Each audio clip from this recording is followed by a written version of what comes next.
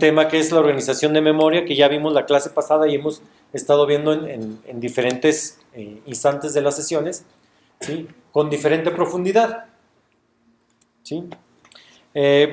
Comentábamos que, bueno, justamente una memoria la podemos ver como si estuviera organizado en millones de celdas, ¿sí? O espacios o registros donde yo almaceno datos, ¿sí? Y cada, digamos, celda, que puede ser un bit, puede almacenar ya sea un 0 o un 1. Y bueno, normalmente la información que nosotros manejamos ahorita en nuestra época se maneja por el orden ya de los millones, ¿sí? O billones, ¿verdad? Para poner más o menos un contexto, ¿sí? Por ejemplo, ahorita queremos ver una película en HD. ¿Cuántos bytes creen que sea una película en HD? Sí, del orden ya de los gigas, ¿no? ¿Sí? Si está comprimida, puede ser que sean algunos 400 megas, 500 megas, pero normalmente ya de 400 hasta 3 gigas, ¿no? Dependiendo de la calidad y la compresión que yo le dé al video, ¿sí? Entonces, normalmente nosotros vamos a pensar que tenemos mucha información. En términos generales, les digo, cuando avancemos en el tema 2, ya vamos a ver que en los microcontroladores no tenemos tanta memoria. Entonces ya vamos a hablar de pedacitos pequeños de memoria y cómo utilizar la memoria más adecuadamente. Normalmente una palabra, comentábamos que una palabra es un grupo de n bits. ¿Sí? ¿Recuerdan por qué decíamos que podemos tener palabras de n bits? ¿Y por qué no decimos que una palabra siempre la definimos como 32 o 16 o algo así? Exactamente, lo comentábamos la clase pasada, ¿verdad? Cada microprocesador le llama a la palabra, ¿sí? Le puede dar un contexto de 16 o 32 bits dependiendo del fabricante, dependiendo del microprocesador. Por eso les comentaba yo que siempre vamos a hablar de palabras de n bits, palabras de 16 bits o palabras de 32 bits. ¿Sí? Incluso creo que ARM le llama byte, ¿sí? Half word o media palabra 16 bits, una palabra 32 bits y quad word, no, doble, sería la de 64. Pero no me crean, luego lo vamos a ver. Entonces, normalmente la longitud de una palabra, bueno, comentábamos, puede ser desde 8, 16 hasta 64 bits. La memoria viene siendo una colección justamente de estas palabras de manera consecutiva, a las cuales nosotros le llamamos registros, ¿sí? Entonces, normalmente lo vemos así, ¿verdad? Tenemos un ancho de palabra de n bits, ¿sí? Que pueden ser los 16, 32, 64, ¿sí? Y justamente tenemos, digamos, en el primer renglón la primera palabra, después la segunda palabra, hasta la palabra I y finalmente la última palabra. No sabemos cuántos pueden ser eso, ¿verdad?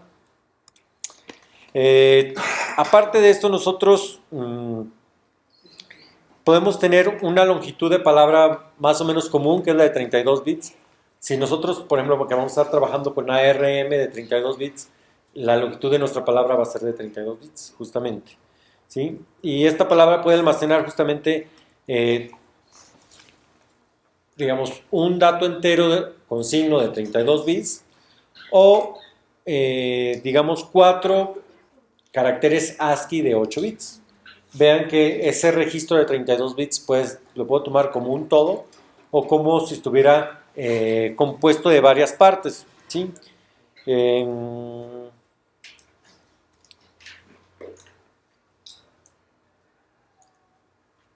Las palabras en memoria, pues ya también lo hemos dicho, ¿no? Podemos almacenar en una memoria, sobre todo estamos hablando de una arquitectura von Neumann. En esa memoria puede haber datos e instrucciones, ¿verdad? Si es von Neumann. Si estamos hablando de una arquitectura Harvard, voy a tener una memoria de datos y una memoria de instrucciones.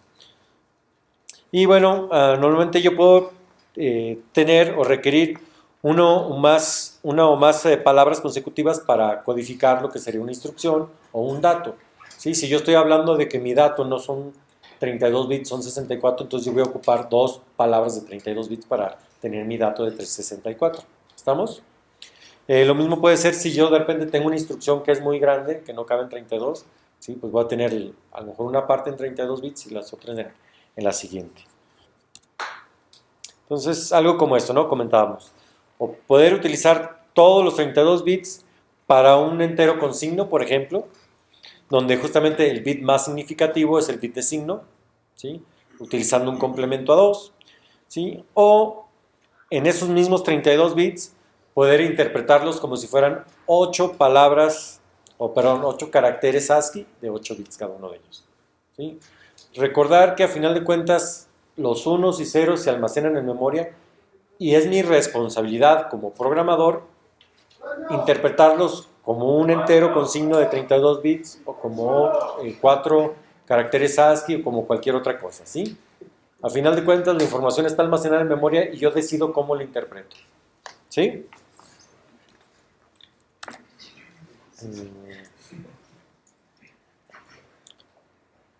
Para almacenar o recuperar, digamos, la información que yo tengo en la memoria, normalmente yo utilizo justamente direcciones, ¿verdad?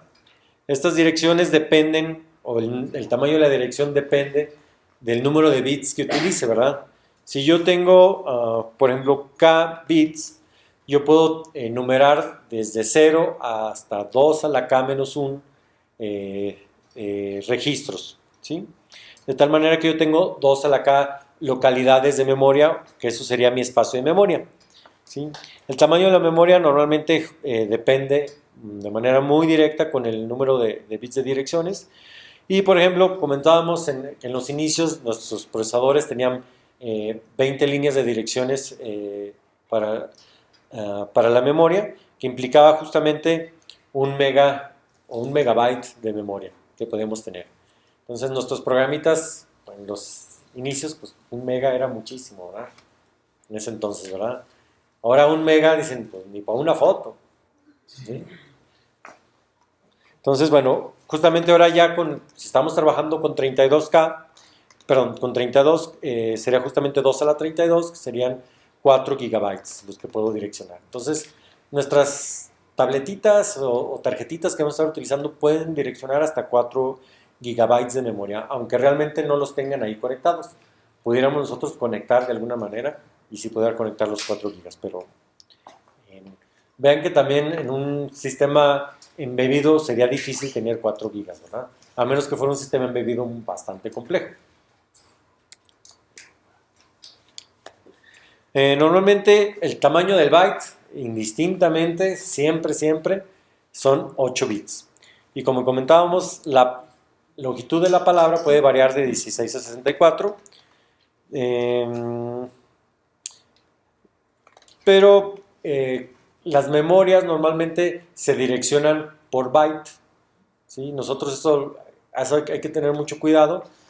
Aunque nosotros podemos leer, digamos, a mitad de una memoria, por ejemplo, si nuestro bus de datos es de 32 bits, nos conviene leer en la localidad 0, en la localidad 4, en la localidad 8, en la localidad 12, que se digan son múltiplos de 4, ¿verdad?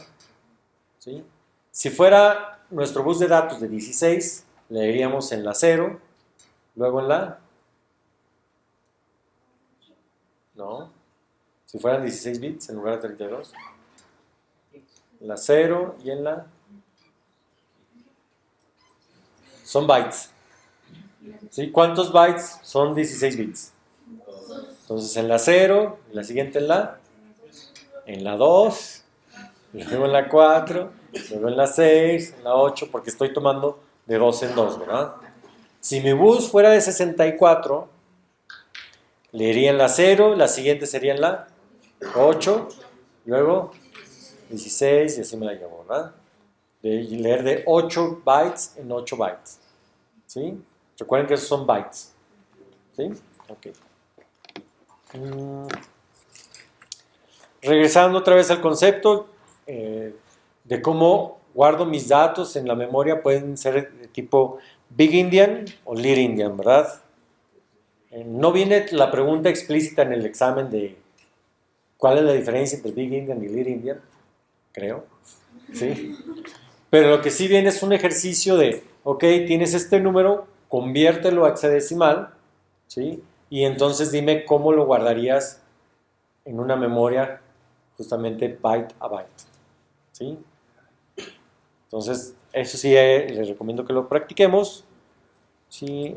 Por ejemplo, este de aquí, se fijan, aquí, vean que esta parte de acá, justamente me está mostrando los 32 bits, entonces está partido, como quien dice, en bytes. Tengo el byte 0, el byte 1, 2, 3, 4, 5, 6, 7, bla, bla, bla, bla, bla, bla, ¿sí? Entonces, si yo quiero asignar en una memoria, pero una asignación Big Endian, vean que pongo en la dirección más baja, es decir, en la dirección más hacia la izquierda, ahí pongo el valor más grande, ¿sí? O el valor, el byte más significativo. Y así me voy hasta en la dirección más alta pongo el byte menos significativo, ¿sí? En el Little Endian es al revés, ¿sí? Empiezo con el byte menos significativo y termino con el byte más significativo, ¿sí? Dicho de una manera, en el Big Endian, conforme crece la dirección de memoria, disminuye el peso del byte, ¿sí? Y en Little Endian, conforme aumenta la localidad de memoria, aumenta el peso del byte, ¿sí? Otra manera de verlo, ¿sí? ¿Dudas, preguntas de esto? ¿Sí, ya nos queda claro? A ver, por ejemplo, imagínense que yo quiero poner, voy a decir el número en hexadecimal, ¿no? ¿Cómo lo pongo?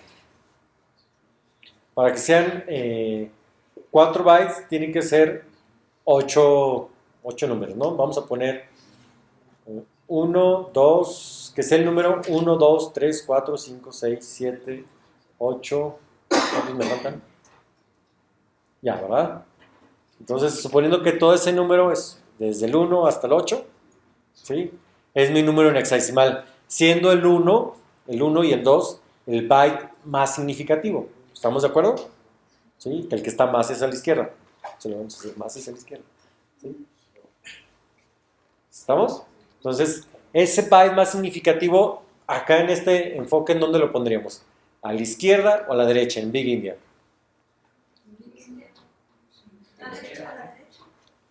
Vean.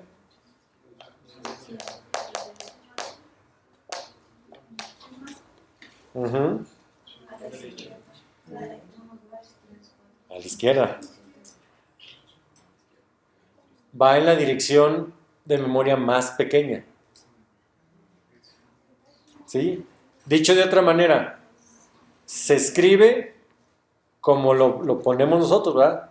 ¿Sí? 1, 2, 3, 4, 5, 6, 7, 8. ¿Cómo sería en Little Endian? Al revés, ¿verdad? Pues empezamos, ¿sí? Con el menos significativo. ¿Cuál es el menos significativo? 7 y 8. Entonces empezaría 7, 8, 5, 6, 3, 4, 1, 2. ¿Sí? ¿Estamos? Ok.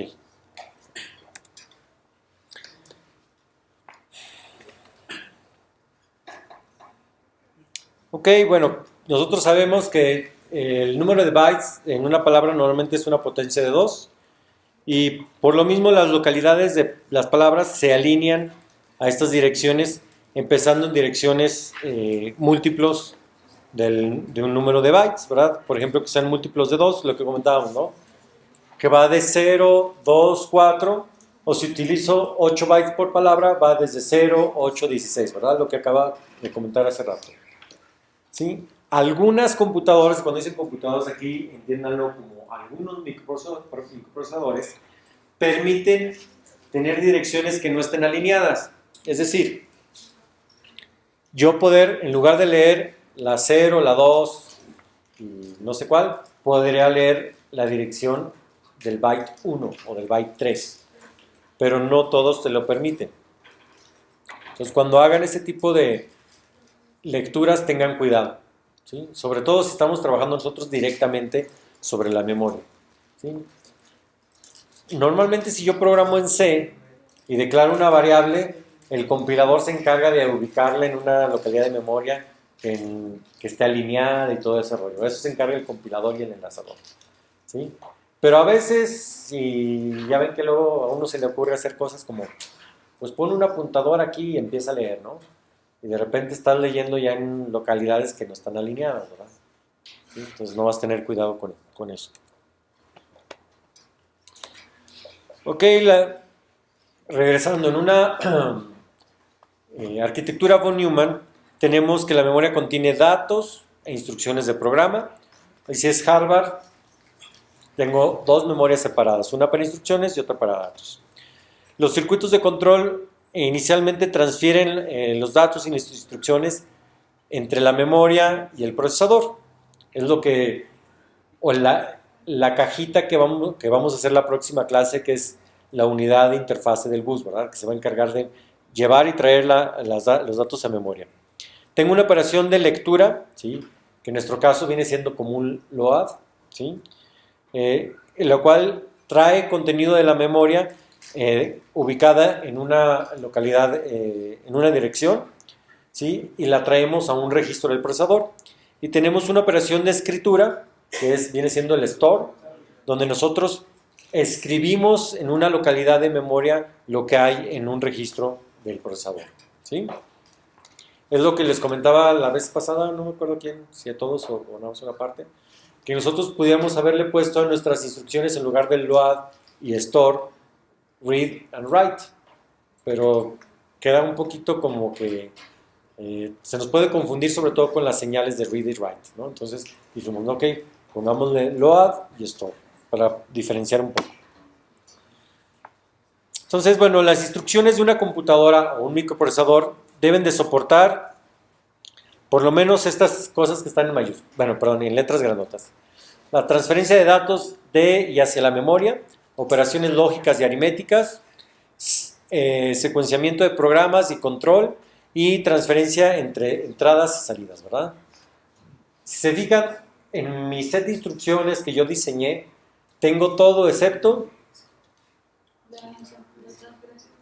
las transferencias en entradas y salidas. ¿Cómo le voy a dar la vuelta a eso?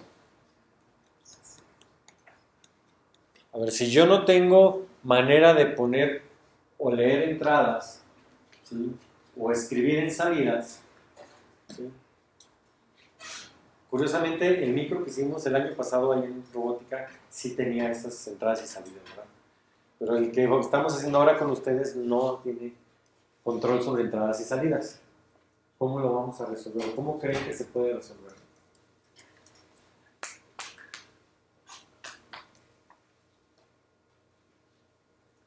El concepto ya lo he planteado aquí varias veces, por eso lo pregunto.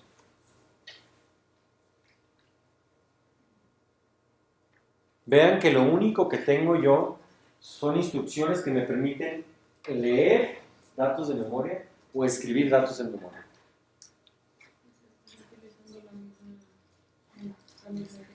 ¿La misma qué, perdón? En este caso, para hacer las transferencias de entrada y salida, sería lo de entrada estaríamos cargando y lo de salida estaríamos. Ajá, pero ¿cómo acceso, por ejemplo, a algo sencillo? ¿Cómo acceso, por ejemplo, a un pin del microprocesador? Si yo no tengo instrucciones que me digan, ve y lee un pin o ve y escribe en un pin. ¿Para qué no?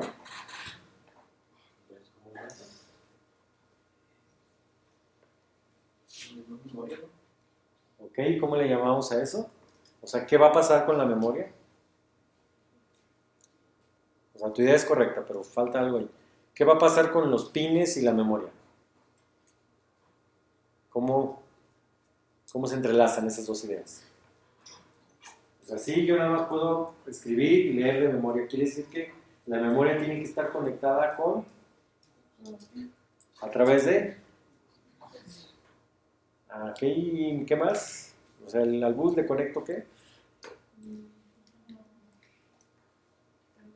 La palabra que estamos buscando son periféricos, ¿sí? O sea, un bloquecito que va a ser el periférico que se encarga de escribir o de leer directamente en el pin. ¿Y qué me ofrece a mí como microprocesador? Una localidad de memoria donde tú escribes o tú lees lo que yo puedo pasar directamente a un pin, ¿sí? Eso es en el caso de un GPIO. Si estamos hablando de un PWM, al final de cuentas, te voy a dar una serie de registros donde tú vas a configurar que, el modo de operación del PWM, la frecuencia, el ancho del pulso, etc. Si estoy hablando de un UART, la velocidad de transferencia, ¿sí? El tamaño de la palabra, si va a haber con paridad o sin paridad, etc.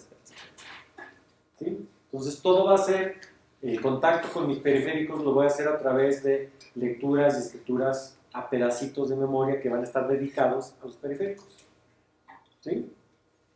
Y eso lo vimos cuando hablamos del mapa de memoria, ¿verdad? En el mapa de memoria me dice, aquí está tu RAM, aquí está tu ROM y aquí están tus periféricos. ¿Sí?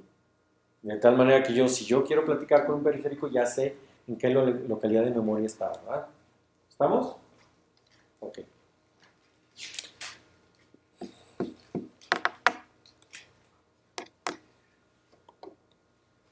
Tenemos una notación que ya la hemos estado utilizando, pero aquí la vamos a introducir, que es la notación de transferencia de registros.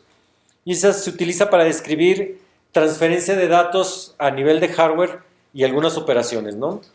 Tenemos algunos nombres predefinidos, ¿sí? Para algunos procedimientos y para algunos registros de entrada y salida.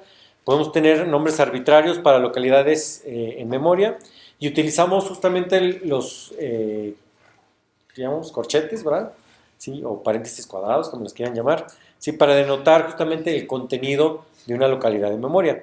Y utilizamos la flechita para indicar justamente que hay una transferencia, ¿verdad? Entonces se supone que si la flechita apunta hacia un lado, quiere decir que se va a transferir hacia ese lado, ¿verdad? Y el ejemplo que tenemos ahí es justamente que R2, ¿sí? Ahí se le va a cargar lo que hay en la localidad de memoria loc, ¿sí? Justamente ese es el lenguaje que le conocemos, o la notación de transferencia de registros. Y la notación de transferencia de registros puede ser extendida para también mostrar algunas operaciones aritméticas, como ya lo hemos hecho, ¿no? Por ejemplo, esta parte de acá, que es R4, viene siendo la suma del contenido que hay en la memoria apuntada por R2 más el contenido de memoria que hay apuntado por R3. ¿Sí? Entonces dice que lo que está en la mano de derecha siempre denota un valor y lo que está en la mano izquierda siempre denota una localidad o ubicación. Y bueno, justamente utilizamos el lenguaje ensamblador para describir de alguna mejor manera este lenguaje, ¿sí? Donde ya podemos utilizarlo, el lenguaje ensamblador, para que sea específico para un microprocesador. Entonces tenemos lenguajes ensambladores para Intel, lenguaje ensamblador para MIPS, lenguaje ensamblador para ARM y todas las variantes que se les ocurren, ¿verdad? Este particularmente, si mal no recuerdo, es el de la MIPS, el que vamos a estar observando aquí.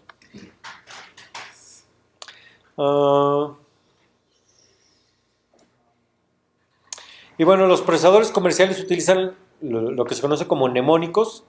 En lugar de poner, por ejemplo, load, ponen nada más LD.